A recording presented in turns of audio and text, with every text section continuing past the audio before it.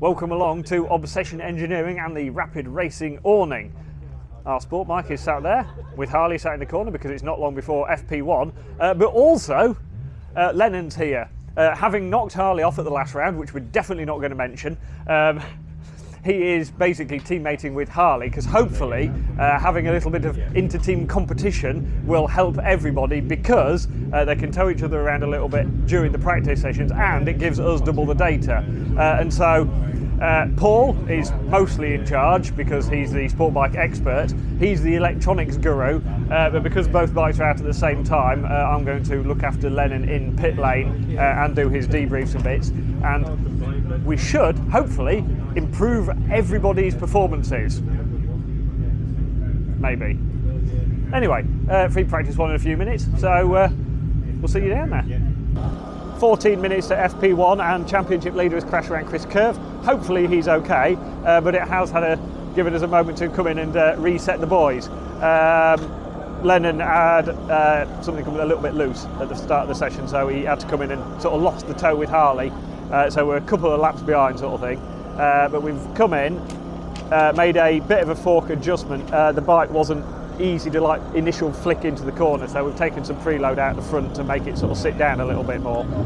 So hopefully that helps a bit.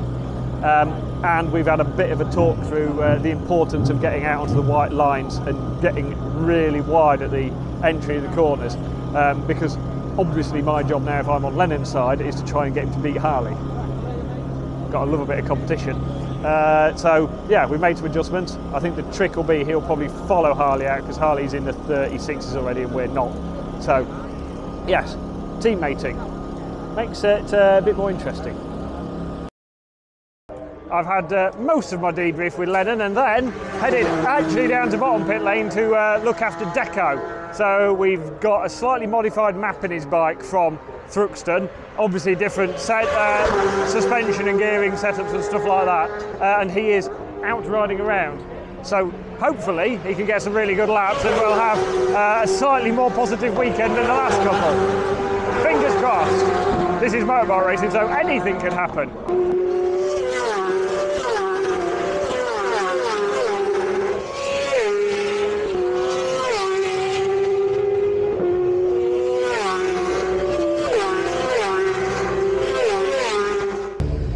Third of the way into the session, 8th fastest I think so far, but then he's took the front at turn 3, which is onto the back straight, and he's listed as riding a med centre, so it's going to be quick. Hopefully he's just slid along and avoided everything, but obviously we don't know until we get back here, so fingers crossed that our boy's alright. His dad's already headed to the med centre, but the ambulance isn't back yet, so wait and see, but that is definitely session over. Deco. It's not really the time to be having a lie down, is it? But tell us what happened. Just going into turn 1, then through Charlie's 1 and Charlie's 2 on the side of the tyre. We just ran a tiny bit out of road, ran too wide, tried to go straight on and just lost the front and held onto the bike for probably too long, and then it flipped onto my foot, and then the medical centre says I've either fractured or broke my heel, so that's us out for the weekend and another weekend of bad luck. It's a step back in it, but it's not the end of the world. No, one step back, 2 steps forward is a plan. Always looking to go faster and faster, so as what is. It happens, Dave, and we go again. So we're trying to look at the silver linings. Deco is going to be out for the weekend. By the time I walked back up halfway through the Superstock session, they had already started putting his leg in plaster. That is how efficient the med centre is here. They are mega. But good news is then I can concentrate a bit more on Lennon. And also, in this bag, there are cake bars and biscuits and things, which is excellent because we like biscuits and cakes. So thank you to the lovely people who gave me that, whose name I got about 2 hours ago and might have forgotten, but it might be Kimberly and her lovely other half. So thank you very much. You know who you are because you bought us jammy Dodgers and some Mr. Kipling things and yeah, some awesomeness. So thank you very much. We like biscuits. So back at my desk in the Rapid Awning, and this is Lennon's like debrief track map. And the biggest points he was saying about in the last session were Park struggling to get it stopped on the initial bit of the corner, and that because of that, this leaves me running out of track on the exit. Basically, he can't get it stopped, can't really get the line he wants, and then runs wide. When it's on throttle, it holds the line well, which is good.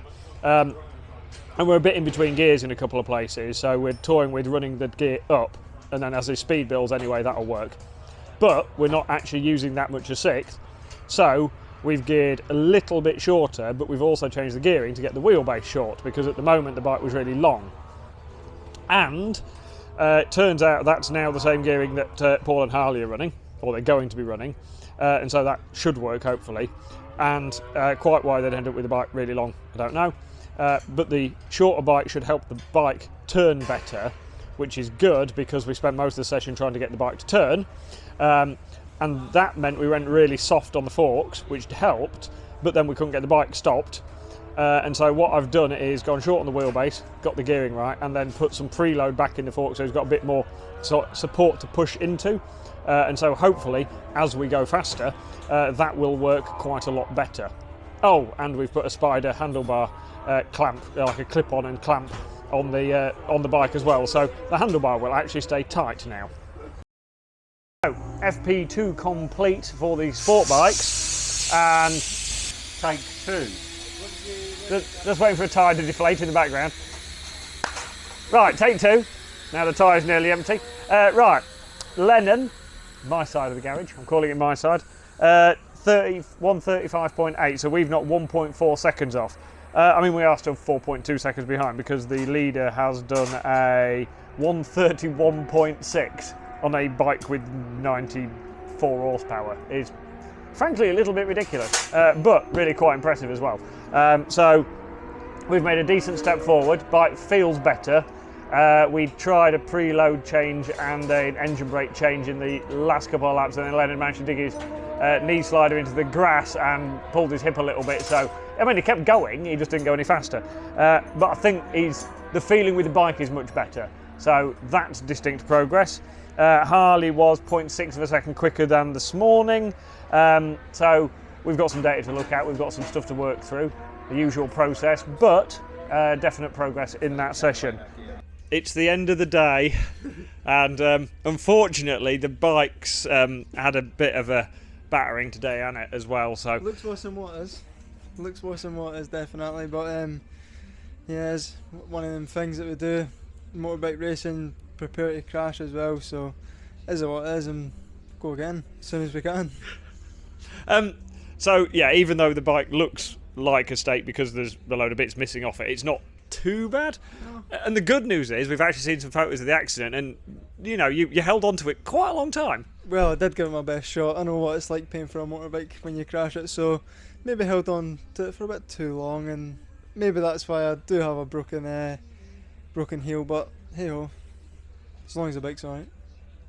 Right, heel wise, the med centre were very efficient. That you had that in plot before the end of the Superstock session, which is pretty good going because the medics are pretty good round here, aren't they? Pretty awesome. Yeah, they're meant to be honest. Looked after me as soon as I'd crashed. Pot on it now, and they have to go get a X-ray at my hospital when I get back home on Tuesday, and then that'll be like a more in-depth X-ray. So they'll then see what it is, and then they'll tell me my recovery time. So in between that, I'm going to look at a hyperbaric chamber and maybe be back for Donington. Has it been a good first day having a teammate? Yeah, it's been better because obviously being able to do data with each other and not just like go off just myself is alright. Is it nice between sessions as well because you've got, you know, something you can chill out a bit more and it's just a bit more relaxed? Well, yeah, I suppose it's not as if like I didn't speak to him before, so no. It's alright, and it's. But yeah, useful as well when we did a track walk, bounce a few ideas, talk through some markers, stuff like that, see what's going well and what's not. Yeah, much better. It's been better having you as well for the pit lane and stuff, you know, coming in before when it was just me and Dad, I was just in it for the whole session, but now it's like I've actually got someone to come back to and, you know, we kind of know a direction to go. Yeah, and I think we're both going in the right direction, so hopefully tomorrow in quali we can get top 20 be nice for both of you, and then hopefully towards the points in the race. Yeah, that's the plan. Right, and tomorrow we might even find some personality in a toolbox somewhere and you can have a bit of that each. And as soon as I turned the camera off, Lennon actually finds a photo of him and Harley riding around together, and they were actually smiling and being fun. So, well done, lads. Serious. Well done. Well done. Morning. It is the start of day 2. I've got the push bike out because I want to show you around some of the most important points of getting a fast lap around Cadwell Park. And actually, the way to get a fast lap at Cadwell Park starts the lap before, because this is the apex of Barn Corner. Now, you can't maybe see it so much on the camera, but it's quite downhill on the way into Barn. It's actually quite downhill all the way through Barn. So getting the entry right, getting the bike stopped enough from the run to the hairpin, getting it slowed down enough because you're going downhill is a bit awkward, and the camber's a bit strange and there's a bit of a bump. So the entry into Barn, it's not anywhere near as important as the exit, but it's quite easy to get it wrong and run a little bit wide, and then you can't get to the curb. So, apex, look, there's quite a lot of curb there. The apex is there, right at the absolute end of that, because you need to square this off. Or more accurately, you need to get the bike stood up and driving down the straight, because from that curb we go all the way down there, and that is a long way to turn 1. So if you want to start a fast lap at Cadwell Park, you have to get that apex bang on so you can get the bike stood up and drive it as fast as you can down that straight. Well, I'm not exactly out of breath, just breathing a little bit harder because the start-finish straight is downhill. Turn 1 copies into turn 2 Charlie's, definitely uphill, very uphill, much more than it looks like on the TV.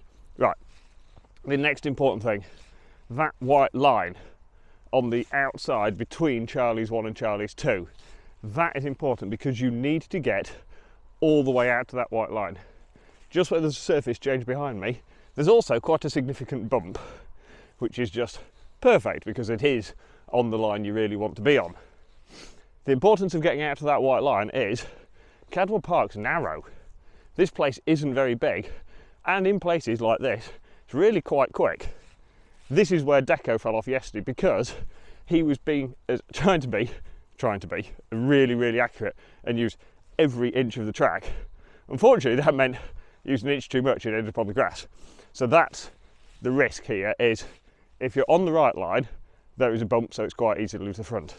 If you're a little bit wide of the right line, there's grass and you fall off because it's very bumpy. The importance of being out really wide there is to get a run through Charlie's 2 and down Park Straight.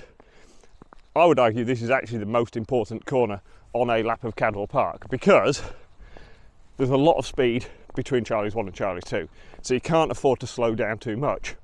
You need to carry a reasonable amount of momentum. But that is the most important straight because that's got one of the biggest braking areas at the end, which means that at the end of Park Straight, Park Corner, is the biggest overtaking spot at Cadwell Park. So not only can you set up an overtake or defend somebody trying to overtake you, you can also gain a bit of lap time by being faster all the way down the straight. And so getting a run onto Park Straight, critical, absolutely critical for a fast lap. See, he completely offline. Terrible line that was. Missed the apex by miles. Right, inside curb. It's only a little piece of curb. It's almost just a marker, this. So, see that? Only a little bit of curb, that. The apex is after the curb. Arguably, right at the end, maybe a couple of foot after it.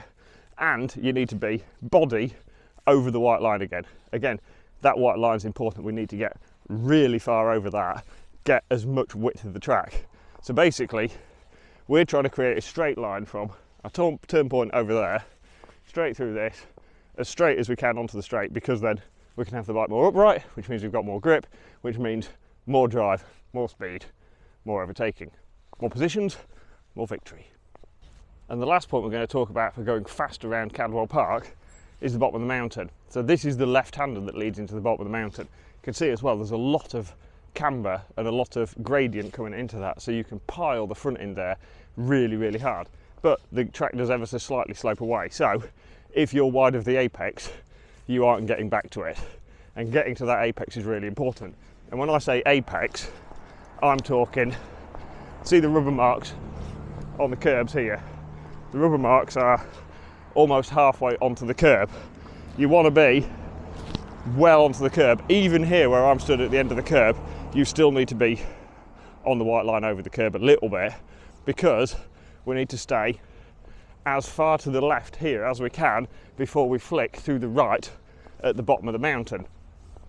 Now this is important because, again, we're making the track as wide as possible by using every available inch of tarmac, and we need to slingshot. We need to get a relatively good amount of momentum, but more importantly, a decent drive up the hill over the top of the mountain. So, fastest line isn't the line that jumps. So if you stay to the right, like the inside of the track, the jump's worse. So if you want a good photo, you go right, you gas it, you do a jump. Excellent. Fastest man will be the one that's basically turning it into one big corner and sweeps with a little bit of lean angle up basically by the white line. And the bikes, the really fastest lads, arguably don't actually jump that much. Leon Haslam, perfect example. Turns around this, basically turns this into a big long sweeping corner, keeps a bit of lean angle on the bike doesn't jump much, means he's never not driving. If you jump, you're in the air, you're slowing down in the air. If you're on the tarmac driving, you're going forwards. And so, yes, it looks spectacular jumping, but really, I say, fastest lap, you want to be wheels on the floor as much as possible driving up the hill. You can also see there's a lot of wear marks at the bottom of there. You can't nick any extra curb because they made it big, so you can't cut it, and it's really easy to ground the bike out. Yeah, critical corner that for getting a fast lap around Cadwell. And it is quite cool to do a jump.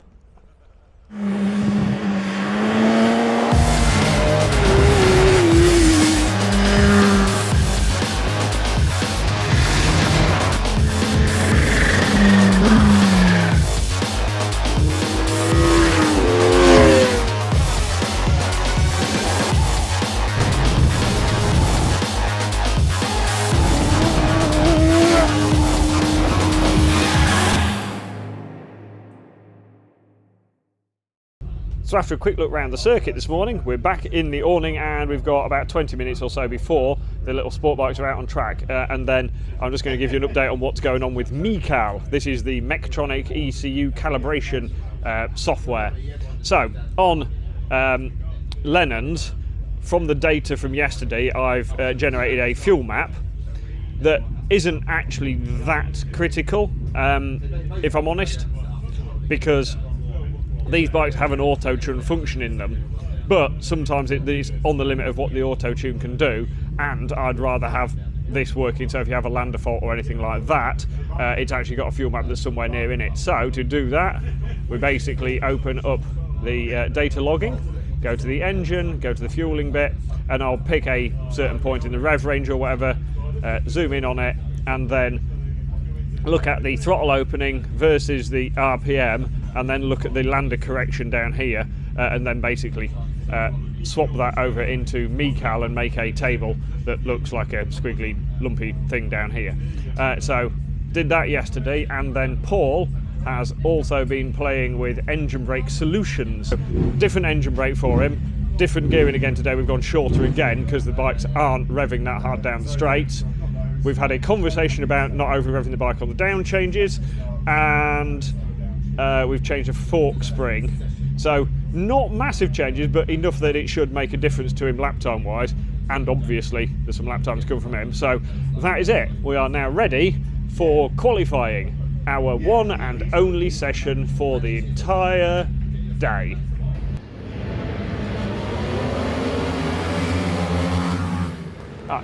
Qualifying has been over for, well, quite a while, to be honest, because we don't actually have anything else happening today. So Rob has already got Harley's bike finished. He has sat down, he's had his lunch, he's very chilled. And if we look on the other side, Lennon's bike is done, prepped, and a couple of little adjustments. And in fact, being as I've got time, I will show you some of the adjustments we've made. So, engine brake table on the twins, on the sport bikes, not twins, on the twins, the engine brake table is basically done by virtual RPM, which is calculated from the front wheel, because if you calculate it from the actual engine, weird things can happen when you pick the back wheel off the floor. then the engine speed changes drastically compared to what the engine brake throttle connection you want does stuff. So it's actually more accurate to do this off the front wheel. So it's all done, it's a relatively simple system of how much throttle percentage is open during engine brake. And so what I've done in here is I've adjusted some of these values because we wanted more engine brake when he initially shuts the throttle and less engine brake when he's trying to get into the corner. And so the high RPM stuff, we've closed the throttle a bit, and the slightly lower RPM range, where it's generally entering the corner, I've opened the throttle a little bit. So that means it'll run into the corner nicer, but hopefully it'll help him slow down on the initial part of the braking. Then I've also updated the engine fueling maps a little bit from the data from the first session. They are now a lot better than previous, but not perfect. And we've altered the profile. Basically, Paul tried a different profile throttle map to make the throttle a bit softer on the initial pickup, because Lennon is used to the more aggressive, the more linear throttle map. We've gone back to that because he prefers it. So a few little changes in the actual calibration in the electronics. We've also gone shorter gearing again because we've still got 900 RPM to spare down the straight, and we don't want to use all of it in case we get a slipstream, but we can get the bike to be faster, and there's quite a lot of places where we're a little bit low in the RPM range mid-corner in places, so the shorter gearing will help it punch off the corner better, so it'll make the bike faster everywhere. We're not going to run out of RPM, but it has meant we've had to go a little bit longer on the wheelbase, and the short wheelbase work around here, so that's done, and we're going to try it in morning warm-up, and hopefully because he's going faster, he's pushing the chassis into the places he needs it to go, and therefore he'll be able to get it to turn still. If in morning warm-up it doesn't quite work, then we can we can make another plan basically. But that is what we've got ready for warm-up. But being as warm-up is in about 18 hours, it's turning into a relatively chill afternoon. And when we say it's a relatively chilled afternoon, we have a selection of the team sat in here, and they're eating because out here Paul has bought his pizza oven, and Paul's lovely other half Lynn is diving out of the way, and so we're doing homemade pizzas for lunch, which is awesome. Dan has slightly more plain taste, so he's having crisps because he's boring. Bank holiday Monday morning, Cadwell Park. This is race day. Paul is looking lively, Harley's got his headset on, Lennon is looking pretty chill on our side of the garage over here. Right, we've got different gearing, different wheelbase, different engine brake map, different fuel map, different throttle map. So we've got a few bits to try morning warm-up. All of them I think will make a little bit of difference, so hopefully we can go nice and quick in morning warm-up. Oh, and a different rear tyre pressure. That side of the garage have some changes as well that Paul has told me, but he might be bluffing just in case my bike goes faster than his. So, we're ready. Morning warm-up. 10 whole minutes around Cadwell Park to get the eye in.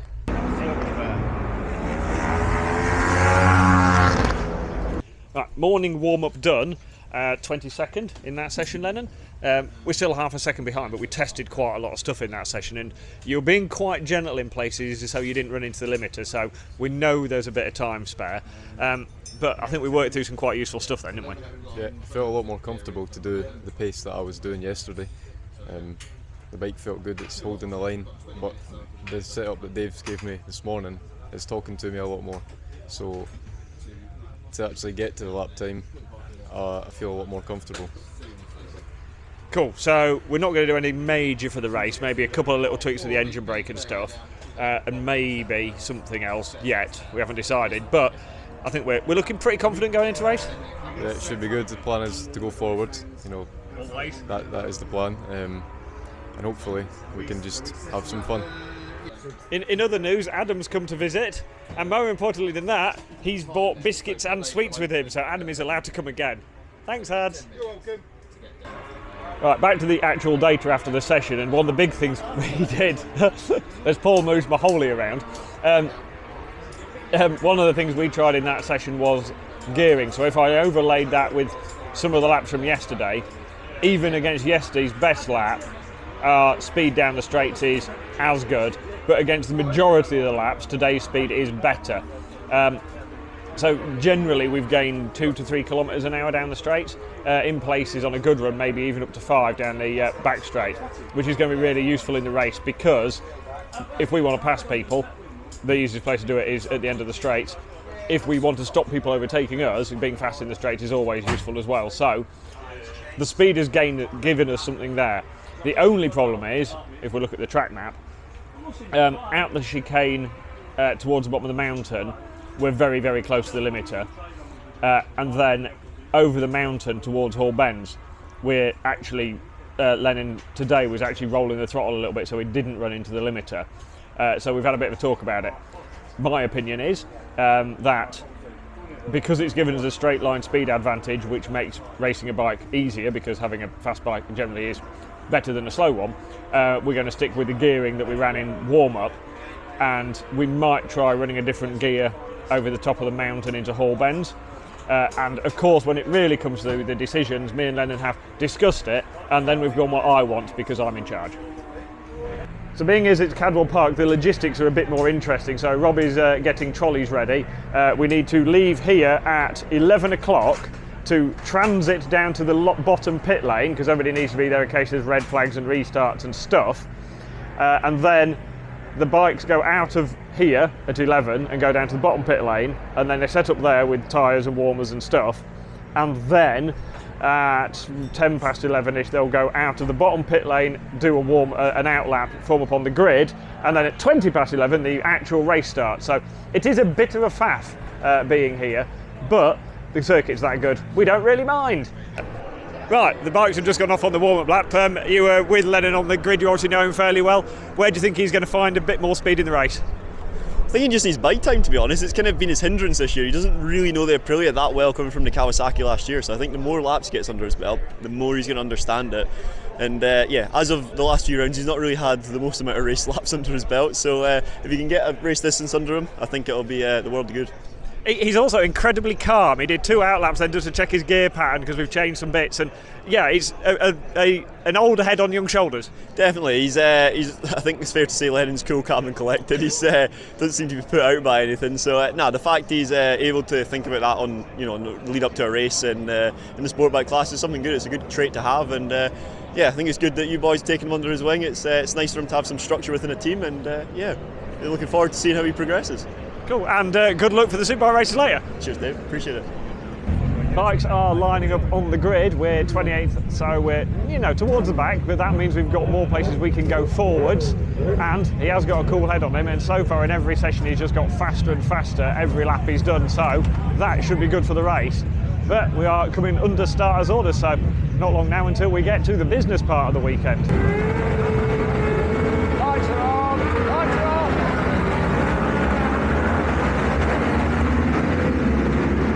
After 4 laps of the race, they were in the early 20s, and they'd both done their fastest laps of the entire weekend, so this is good progress.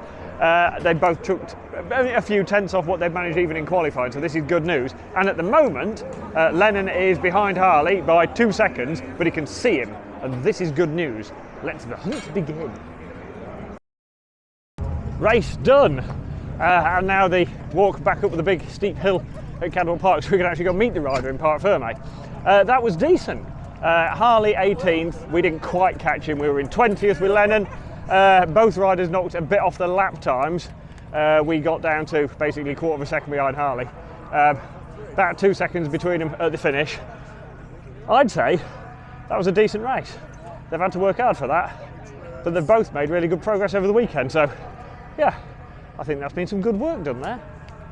Sport bikes are finished, and as normal, Josh, you were in the Holden area, but it's your race soon, and you're second on the grid. You're looking forward to the big bike? Honest answer? Yeah. Looking forward to the race, not looking forward to riding around here for 15 laps, if I'm being totally honest, but no, yeah, should be good. P2 today, P2 yesterday, should we say all of 15 minutes on track, as you would expect. All this money coming in for the weekend, 15 minutes out, and that's all you get for your lot. So, yeah, frustrated with that, but hey, that's not our problem. Yeah, P2, happy with that.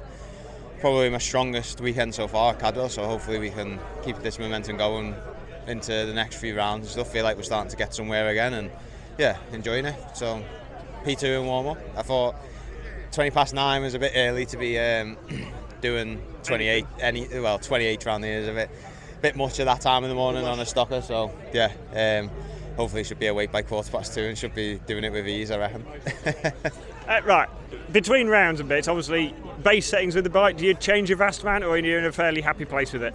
Yeah, I think we sort of have been a little bit, but we are in a pretty happy space now. Obviously, the usual spring rates we have changed a fair bit, but yeah, now that we've found a little bit with the electronics and a little bit with the chassis, yeah, I think we're in a sweet spot and we generally haven't been changing too much. I mean, I say that Friday, FP2, we had a bit of an up-down session on the last one. I came in, lifted the front of the bike up, went out, did 3 laps and was like, absolutely hate that, we're not doing that again. Pushed it back through, changed the spring rate in one of the forelegs to go stiffer to try and make what we did with that but a different way, and that was a lot better. So yeah, I suppose we have changed a fair bit this weekend, but nothing like reinventing the wheel, no like geometry changes. We're in a sweet spot and basically just doing spring changes now really, and a few clickers here and there. Right, well, good luck for the race later, and hopefully this sweet spot you found keeps you at the front. Hopefully, yeah. I mean, like you say, you're supposed to be my lucky charm, aren't you? So. Well, last time we did one of these after par 5 in the sport bike, you won. So if you don't win today, I don't know. It must be your fault. You're sacked. Yeah. Oh, okay. See you in a bit. P20 in the race, big improvement from yesterday, and basically a second faster. Chipped away at that really well in the race. Got to be happy with that. Yeah, that was good. A second faster almost than I've been all weekend. The bike felt good. I had to make a few changes to my gear pattern and stuff on the lap and whatever, but no, it was good. I had fun all weekend and it's been good working with Dave. I hear Rory's trying to talk you into doing a 50-lap race round Knockhill next weekend or something. That sounds hard work. That sounds like fun, that's what that sounds like. And that's because you're fit and young. Exactly. Cool, well done today, mate. Thank you, Dave. And the big advantage to having a race really early in the day is that we've packed everything up, watched a couple of races, had an ice cream, and now it's time to go home while the sun is still up. So I hope you've enjoyed this instalment from Rapid Honda, and we'll see you soon for some more motorbike fun. And our favourite danger scout, Josh Owens, finished the stock race in second. Well done, Josh. But next time we'll have competition for him, as we've got Ash Barnes out at Rapid Honda on a Superstock Fireblade. So stay tuned for some more motorbike action.